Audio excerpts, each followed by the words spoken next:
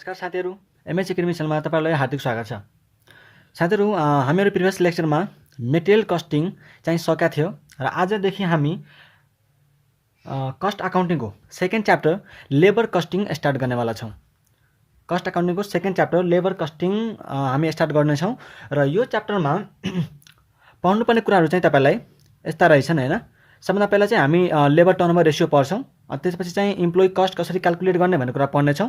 अनि त्यसपछि इन्सेन्टिभ प्लानहरू छ हैन, थुप्रै इन्सेन्टिभ प्लानहरू यो च्याप्टरमा दिएको छ हो। त्यो इन्सेन्टिभ प्लानहरूको बारेमा हामी डिस्कस गर्नेछौँ र त्यसपछि वर्करहरूको अर्निङ चाहिँ कसरी क्याल्कुलेट गरिन्छ भन्ने कुराको बारेमा हामी चर्चा गर्नेछौँ। तर त्योभन्दा पहिला मैले अलिकति तपाईँलाई लेबर कस्टिङको बारेमा चाहिँ अलिकति भन्न चाहेँ। अब लेबर कस्टिङ भनेको के हो भन्दाखेरि लेबर कुनै पनि कम्पनीको लागि चाहिँ एउटा इम्पोर्टेन्ट पार्ट हुन्छ है। कुनै पनि कम्पनीको लागि एउटा इम्पोर्टेन्ट पार्ट भनेको लेबर पनि हो। जस्तै हामीले मेटेरियल पढाएको थियौँ, अब कुनै प्रोडक्ट बनाउनलाई हामीले नहुने कुरा के हो? मेटेरियल हो। मेटेरियल नभइकन त हामी कुनै प्रोडक्ट नै बनाउन सक्दैनौँ, हो कि होइन? अब सर्भिस प्रोडक्ट बाहेक है, कतिले सर्भिस प्रोडक्ट बुझ्ला नि फेरि। अब मेटेरियलवाला जुन प्रोडक्ट हो त्यो त मेटेरियल बाहेक बन्न सक्दैन। सो हामीले त्यसका मेटेरियल कस्टिङका बारेमा कुराहरू गरिसक्यौँ।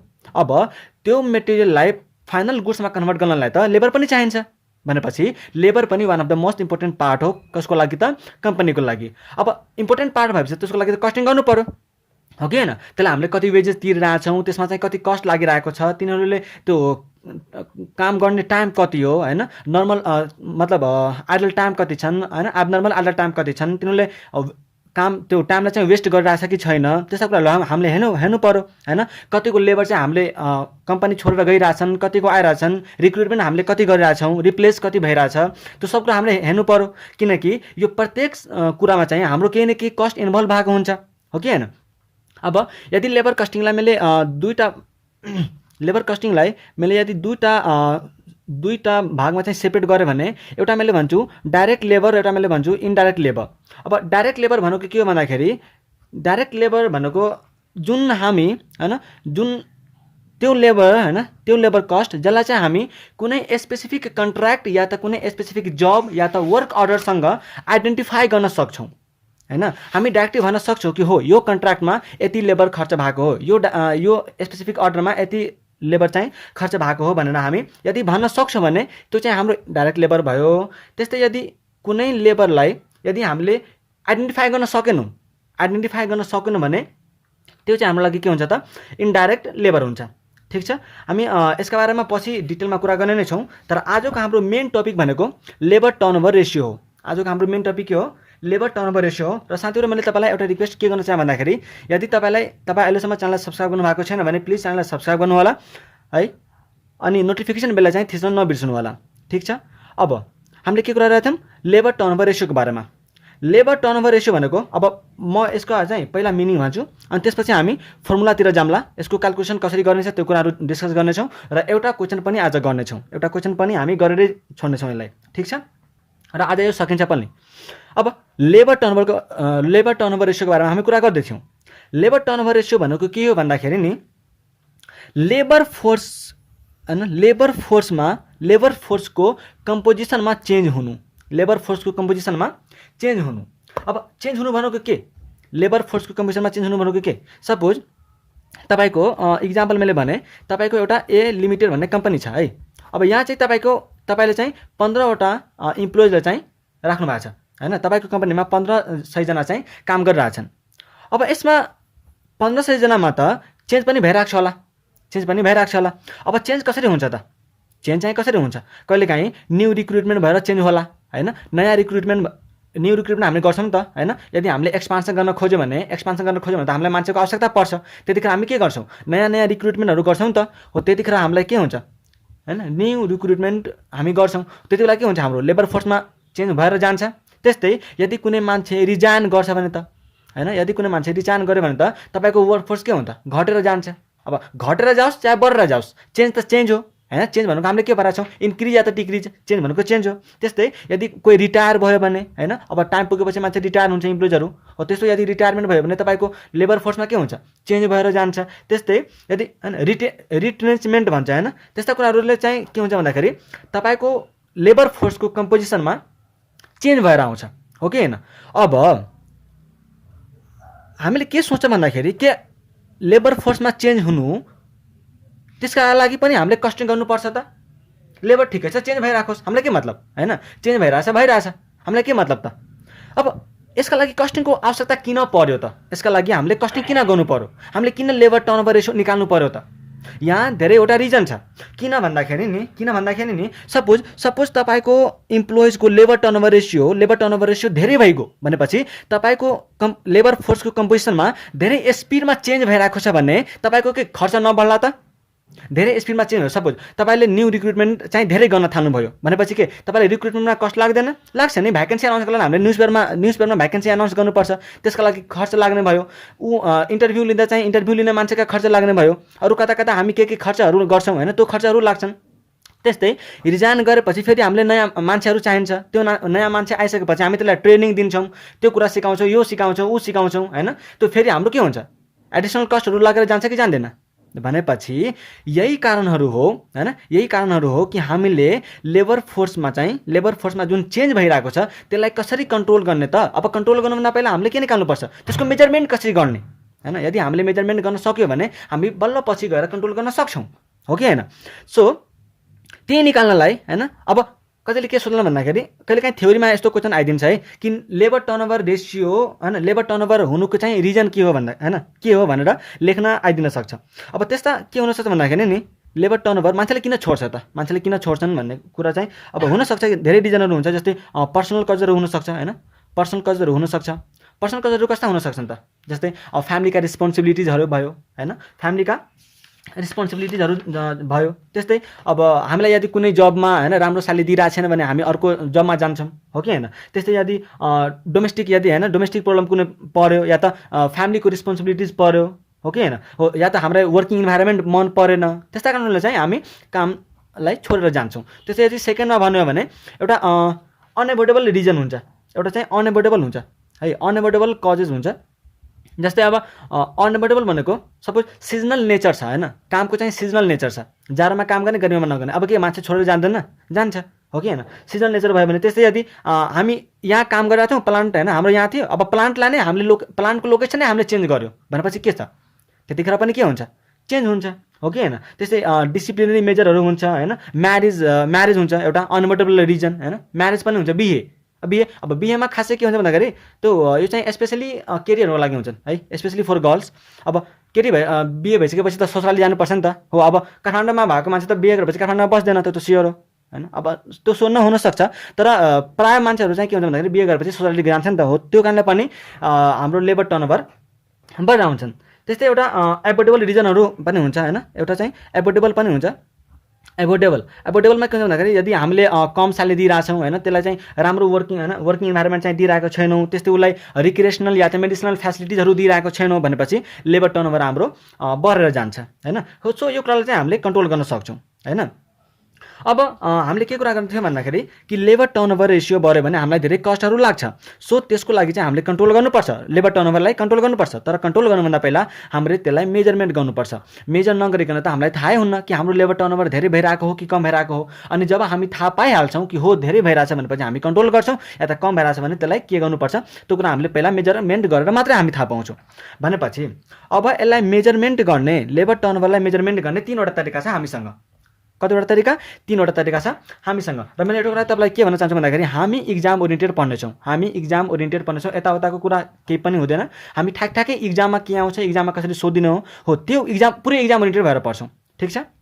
अब तपाईँसँग कतिवटा मेथड, लेबर टर्नओभर रेसियो निकाल्न कतिवटा मेथड तपाईँसँग? 3वटा, एउटा सेपरेसन मेथड, एउटा रिप्लेसमेन्ट मेथड र एउटा फ्लक्स मेथड, ठिक छ। अब यो कुरा मैले चाहिँ धेरै लाग्दैन होइन। के भन्दाखेरि नि अब ठ्याक्कै यसको फर्मुला हामी लेख्छौँ। फर्मुला लेखिसकेपछि हामी के गर्छौँ भन्दाखेरि एउटा क्वेसन गर्छौँ र त्यो क्वेसन गरेपछि आज हामी यो लेबर टर्नओभर रेसियोलाई सकाउँछौँ, ठिक छ। अब फर्स्टमा हामी यसका फर्मुला लेख्छौँ होइन, अनि फर्मुला लेखिसकेपछि यसका एउटा क्वेसन गर्नेछौँ। पहिला हामी लेख्छौँ सेपरेसन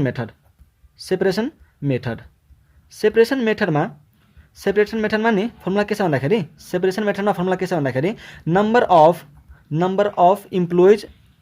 अफ इम्प्लोइज सेपरेटेड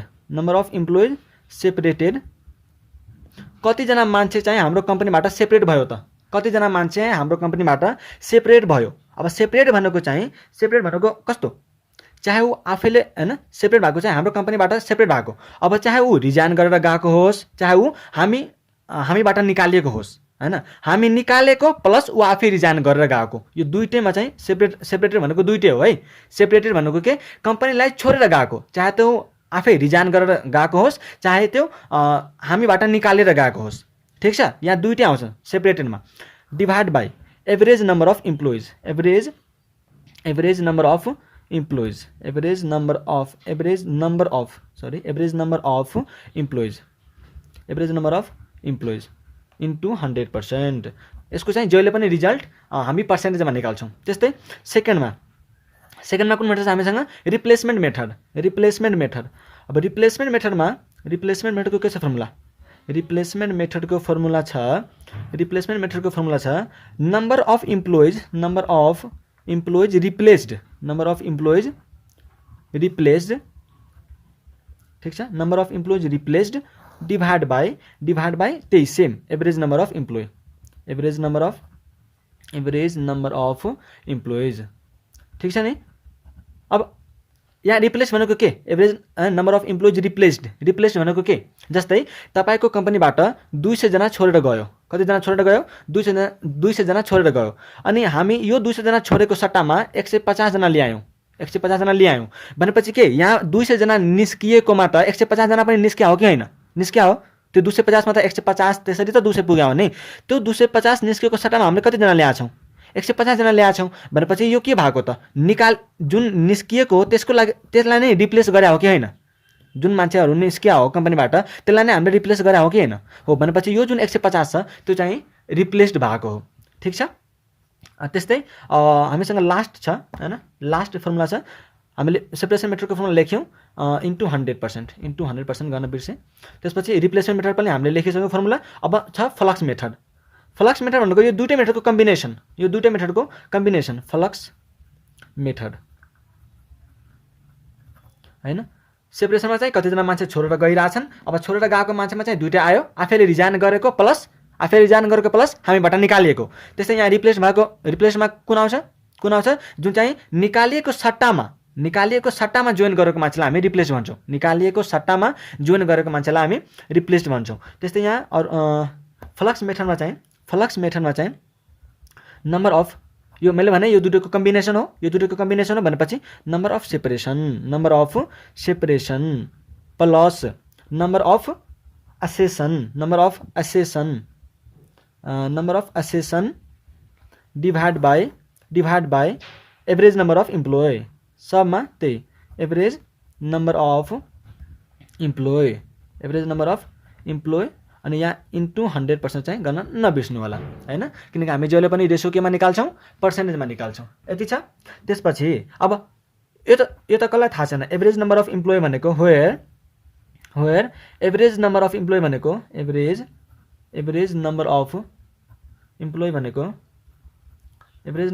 भनेको हैन, इम्प्लोइ एट द बिगिनिङ हैन, employee at beginning plus employee at beginning यही नै सुरुमा चाहिँ इम्प्लोइ कति थियो plus employee at end divide by 2 हैन। सुरुमा इम्प्लोइज कति थियो, त्यसपछि पुरै सालको इन्डमा चाहिँ इम्प्लोइज कति छ डिभाइड बाई 2 गर्यो भने हाम्रो के आउँछ? Average number of employee. त्यो त सजिलो हो हैन। हामी पहिला पनि यसका एभरेजहरू त कति निकालेछौँ हैन। त्यसपछि एउटा हामीसँग अर्को पनि छ। मैले यहाँ के भनेको थिएँ कि नम्बर अफ सेपरेसनमा त जे यहाँ छ त्यही आउँछ नै, यो वाला नम्बर अफ सेपरेसन कति सेपरेट भएको थियो त्यही आउने भयो हैन। र हामीले सेपरेसनमा के आउँछ भन्ने कुरा गरिसकेका छौँ। एउटा रिजाइन गरेको, एउटा चाहिँ हामीबाट निकालिएको। त्यस्तै नम्बर अफ एसेसनमा के आउने भयो त? सेपरेसनमा चाहिँ हामी त्यो वाला लिन्छौँ हैन। नम्बर अफ एसेसनमा के आउँछ? एसेसनमा आउँछ तपाईँको नम्बर अफ एसेसन भनेर भनेको थियौँ हैन। नम्बर अफ एसेसनमा तपाईँको आउँछ दुईटा आउँछ है। Number of replacement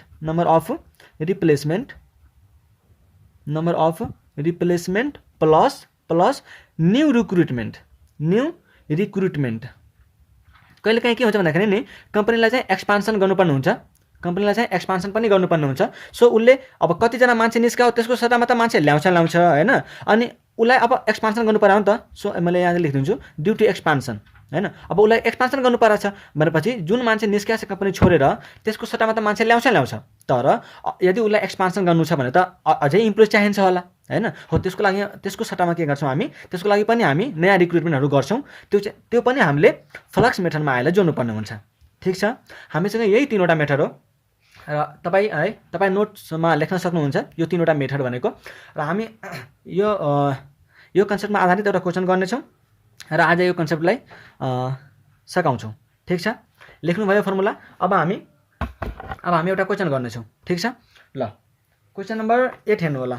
question number 8 हेर्नु होला है। क्वेसन नम्बर 8 हेर्नुहोस् त, भन्नुहोस् त ल क्वेसन के भनेको छ क्वेसनमा। From the following information calculate the labor turnover rate। हामी पहिला पढ्यौँ लेबर टर्नओभर रेट निकाल्ने हामीसँग 3वटा method, separation method, replacement method र फ्लक्स मेथड। त्यसको सबै फर्मुलाहरू हामीले लेखिसक्यौँ। अब लेबर टर्नओभर रेट निकाल्न भनेको छ, हामीसँग 3वटा मेथड छ हो, एन्ड लेबर फ्लक्स रेट। अब क्वेसन हेर्नुहोस् त के भनेको छ त, number of workers as on April 1 2015 को मा चाहिँ अप्रिल 2015 मा कतिजना मान्छे थियो इम्प्लोइज 15,400 भनेपछि के हो यो चाहिँ इम्प्लोइज एट बिगिनिङ।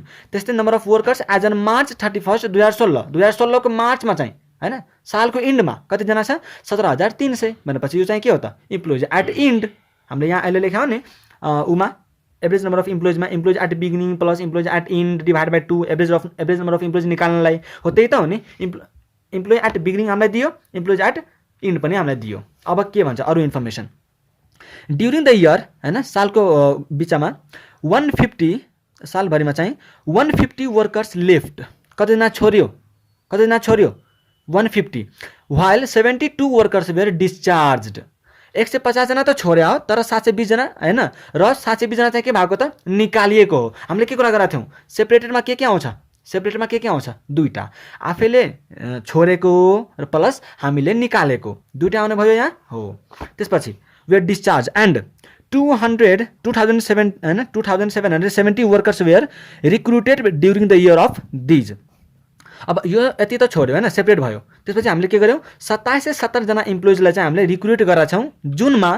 त्यो 2770 मा 700 वर्कर चाहिँ हामीले छोडेको जुन मान्छे छोड्या छ त्यसको सट्टामा गरेका छौँ, रिक्रुट गरेका छौँ, अनि अरू चाहिँ एक्सपान्सन प्लानको लागि गरेका छौँ। भनेपछि के तपाईँ बुझ्नुभयो त, हामी यहाँ अहिले के कुरा गरेका थियौँ कि नम्बर अफ इम्प्लोइज रिप्लेसको बारेमा हामीले के कुरा गरेका थियौँ कि जतिजना मान्छे छोडेर गएका छन् त्यसको सट्टामा हामी कतिजना ल्यायौँ त्यो भनेको रिप्लेस्ड हो। तर अझै हामीले रिक्रुटमेन्ट गऱ्यौँ भने यदि एक्सपान्सन प्लानको हैन लागि यदि हामीले नयाँ रिक्रुटमेन्ट गर्छ भने त्यो हाम्रो रिप्लेसमा आउँदैन, त्यो हाम्रो नम्बर अफ एसेसनमा पर्छ भनेर हामी कुरा गरिसकेका छौँ। सो यहाँ के भनेछ 2770 जना हामीले रिक्रुट गऱ्यौँ तर त्यो मध्ये 700 जना चाहिँ हामीले छोडेको इम्प्लोइजको सट्टामा हामीले ल्याएको छौँ। भनेपछि 700 के भयो त रिप्लेस्ड वर्कर, अनि जुन बाँकी रहन्छ हैन 2070 त्यो चाहिँ हाम्रो के हो त न्यू रिक्रुटमेन्ट हो।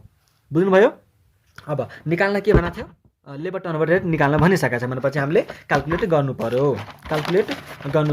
ल क्याल्कुलेट गरौँ, सिम्पल छ। ठ्याकठ्याकै के गर्नु हामीले फर्मुलामा लगाइदिने हो हैन। सो क्वेसन नम्बर 8 को सोल्युसन म एकैचोटि फर्मुला लेख्दै जान्छु है। फर्मुला मैले यता लेखिसकेको छु। सो मैले यहाँ अब ठ्याकठ्याकै नम्बर मात्रै लेख्छु, हुन्छ म नम्बर मात्रै लेख्छु। फर्मुला चाहिँ तपाईँ आफै लेख्न सकिहाल्नुहुन्छ हैन त्यति त। अब के छ भन्दाखेरि नि यहाँ हामीले पहिला कुन मेथडबाट निकाल्ने, सेपरेसन मेथड। हामीले 3वटा मेथड पढाएको छौँ। सो पहिला निकाल्छौँ हामी सेपरेसन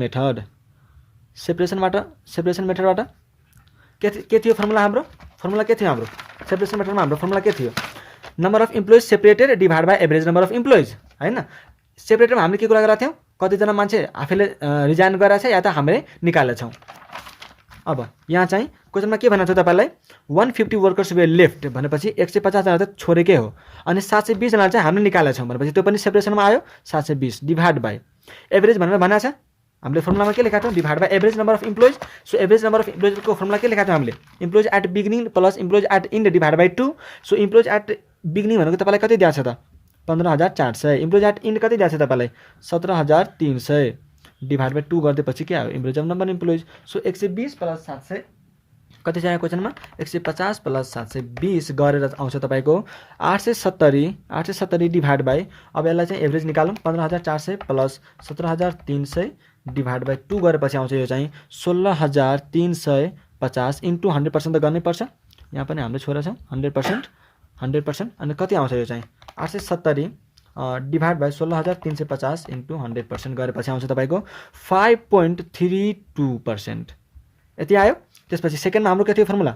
सेकेन्डको के छ हाम्रो सेपरेसन के अरे रिप्लेसमेन्ट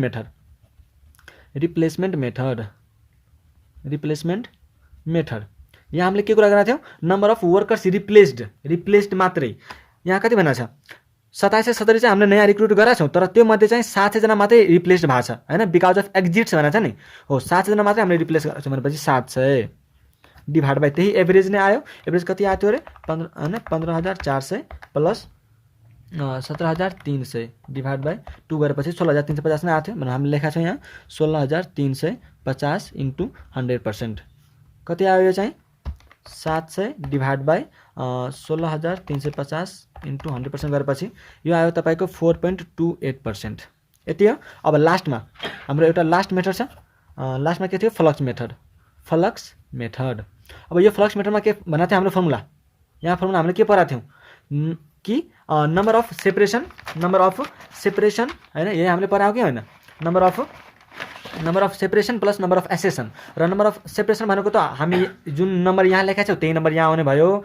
नम्बर अफ एसेसनमा हामीले के बनाएको छौँ? Number of replacement plus new recruitment हैन। र क्वेसनमा तपाईलाई सेपरेसन कति छ हाम्रो? सेपरेसन हाम्रो कति छ? 870। यहाँ माथि हामीले कुरा क्याल्कुलेट गरिसकेका छौँ। सो 870 यताबाट आयो प्लस यहाँ त हामीले के बनाएको थियौँ? Number of accession. र नम्बर अफ एसेसनमा के आउँछ? दुईटा आउँछ। नम्बर अफ एसेसनमा दुईटा आउँछ, रिप्लेस पनि र न्यू रिक्रुटमेन्ट पनि। यहाँ त के छ? दुईटै छ, रिप्लेसमेन्ट र न्यू रिक्रुटमेन्ट मिलाएरै हाम्रो 2770 छ भनेपछि 2770 डिभाइड बाई 16,350 इन्टु 100%। कति आयो यो चाहिँ?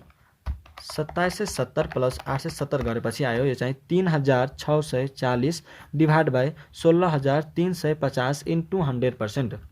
कति आयो? डिभाइड बाई 16,350 इन्टु 100% भनेपछि 22.26%। यो यति भयो। र अर्को मैले एउटा मैले के भन्न चाहन्छु भन्दाखेरि नि, तपाईँ यो जुन छ नि सेपरेसन मेथडमा आएको जुन छ नि रेट हो, त्यो रेटलाई र यदि रिप्लेसमेन्ट मेथडमा आएको रेटलाई यदि मल्टिप्लाई गर्नुहुन्छ भने ठ्याक्कै यति नै आउँछ। 5.32 इन्टु 4.28 कति आयो? 22.76 हैन। अलि राउन्ड अफले यता फरक पर्छ, तर आउने भनेको यति नै हो है। सो अब हामी यसका बारेमा चर्चा गरेका थियौँ र यसको हामी क्वेसन पनि गरिसक्यौँ हैन। क्वेसन नम्बर 8 हामीले गरिसक्यौँ। अब यसलाई चाहिँ आजलाई यति नै गरौँ हैन। योभन्दा बढी यसमा केही कन्सेप्ट पनि छैन र अरू क्वेसनहरू चाहिँ तपाईँ प्र्याक्टिस गर्न सक्नुहुन्छ। आजलाई यति नै गरौँ। Thank you so much for watching this video. यदि तपाईँलाई भिडियो मन पर्यो भने प्लिज च्यानललाई सब्स्क्राइब गर्नुहोला र आफ्नो साथीभाइहरूलाई पनि सेयर गर्नुहोला।